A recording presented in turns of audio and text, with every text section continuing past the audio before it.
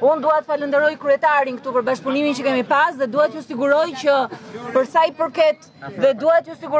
i përket statusit minatorit që unë e kam dorëzuar si propozim ligjor do i shkoj deri në fund. Për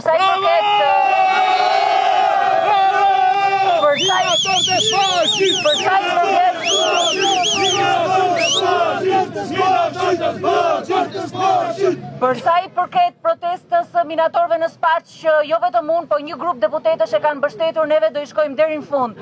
Sot do i kërkoj ministres ekonomisë që të pres një përfaqësi të deputetëve dhe do kërkojmë edhe një herë ligjin për statusin e minatorit për t'i mbështetur këtë grup, që është grupi më i persekutuar dhe më pak i vlerësuar.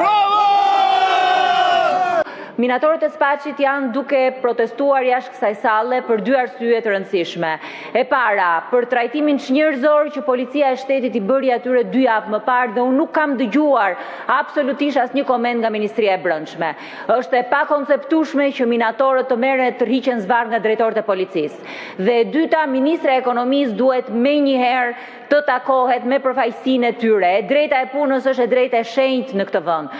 Nuk mundet një kompani private ti pengoj këto minator të organizohen, të kenë kërkesat e tyre, të protestojnë për më shumë të drejta dhe kjo që po ndodh me këto minator është çnjerëzore. Në emër të Partisë Demokratike kam depozituar në sesionin e kaluar, do ta ridepozitoj përsëri statusin e minatorit, që qeveria refuzoi ta marrë parasysh. Është një çështje shumë e rëndësishme sepse ato janë grupi i cili penalizohen më shumë, që punojnë më shumë me kushte më të vështira. Nën toka shqiptare është jashtëzakonisht e pasur dhe ato njerëz që punojnë me nën tokën sot po shfrytëzohen. Kështu që edhe në emër të grupit parlamentar të Partisë Demokratike i kërkoj ministrit Brendshëm që të dalë dhe t'jap llogari për sjelljen çnjerëzore që policia e shtetit është sjell me ato minatorë si halabak rrugësh. I kanë marrë, kanë tërhequr zvarr punonjësit. Dhe ministres ekonomisë të takojnë një përfaqësi tyre dhe të diskutojnë se cilat janë problemet dhe pse këto punonjës sot po pushohen nga puna. Faleminderit.